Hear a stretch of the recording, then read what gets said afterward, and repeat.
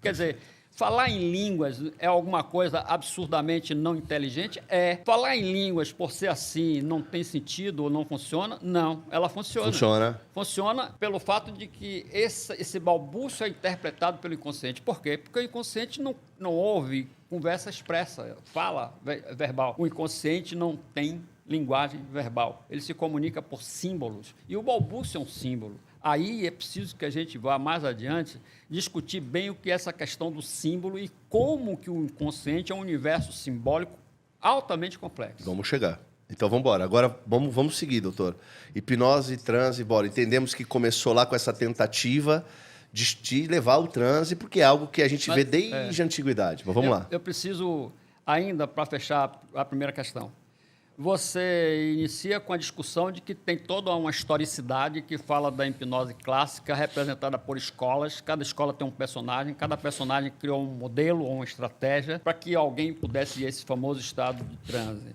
Nessas escolas todas, duas delas são destaques. Uma seria a escola de Charcot, no Salpêtrière. Isso é por volta de 1880. 1882, ele assume o Salpêtrière. Ele é médico. Quando ele se casa, o sogro oferece para ele tomar conta de uma enfermaria, duas enfermarias, uma com histéricas, outra com epiléptica, no Salpêtrière. A soma dessas mulheres dá 1.200 mulheres. E ele vai enfrentar isso sem fármaco, sem condição nenhuma, sem absolutamente nada. Foi um presente que o sogro deu para ferrar com ele. Mas ele vai... E nessa busca, nessa tentativa de conseguir alguma coisa, ele descobre a hipótese de tentar a hipnose como sendo um método terapêutico. Mas Charcot vai se diferenciar de todas as escolas antecedentes. Até porque ele vai experienciar todas as escolas antecedentes com essas mulheres. E vai chegando à conclusão, por eliminação e superando, e no fim da conversa ele vai abandonar o conselho, ele vai abandonar o convencimento, ele vai abandonar, enfim, os três pilares. Argumento, convencimento. Não tem sugestão, não tem conselho, não tem aquelas ideias que está permeando as escolas anteriores. O que é que ele vai conseguir, por fim, né? Não no início? É que ele pode produzir esse estado de transe a partir da mobilização dos sentidos convencionais. Quer dizer, ele vai mobilizar a audição, tato, visão, gustação, e mobilizando esses sentidos, ele vai buscar esse transe. Como é que ele mobiliza isso? Usando cores, sons, cheiros. Quer dizer, ele muda radicalmente a forma como a hipnose vinha sendo pensada.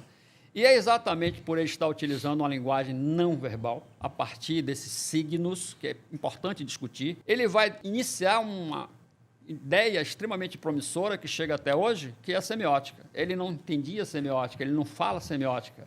Mas ele diz e abandona tudo que é verbal, e a partir dali ele vai produzir transe nessas mulheres, incitando os sentidos com esses argumentos de cores, sons, etc. Quer dizer, não há verbalização. Então, Charcot quebra com a verbalização. Digamos que a única forma de você ter uma hipnose não verbal é quando você tem por argumento Charcot. Ele inicia isso. E na sequência dele, aí é outra figura extremamente importante, foi Ivan Pavlov. Pavlov vai estar na fase áurea na década de 40. Em 1941, ele apresenta um grande congresso em Moscou, é o Congresso de Reflexologia, onde ali ele traz novidades e vai acrescentar muito na questão da hipnose. Não ele necessariamente, o grupo de Pavlov. Pavlov se propõe a dar resposta sobre o comportamento humano, sobre o ser humano, e ele vai se aglomerar a outras pessoas que vão estudar diversos diferentes aspectos. Entre esses diferentes aspectos está o famoso transe. Ele existe, não tem como negar.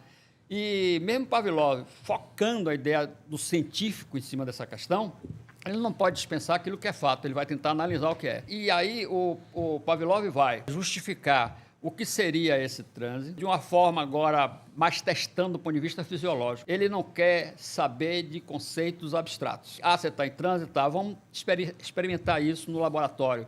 E é exatamente esse grupo que vai se destinar a desvendar esse mistério, o grupo da escola russa, que vai utilizar pela primeira vez o eletrocefalograma para medir ondas cerebrais. Então, o transe deixou de ser alguma coisa de uma argumentação sustentável ou não, razoável ou não, para ser alguma coisa mensurável. Então, Pavlov inicia a hipnose na ciência. E Charcot dá um rompimento bastante contundente com aquilo que até então se falava, que eram as escolas que se baseavam no conselho, na sugestão, no convencimento. Você tem, portanto, hoje um aproveitamento desses dois últimos, não é de se dispensar as contribuições de Charcot, toda uma história muito bonita que ele vai enveredar no Salpêtrière, fazendo pesquisa com essas mulheres. As pacientes deles são clássicas, são tão clássicas quanto as pacientes de Freud, que é outra conversa mais adiante. E, a partir dali, Charcot traz a hipótese de você ver a hipnose de uma forma totalmente diferente do que até então se via.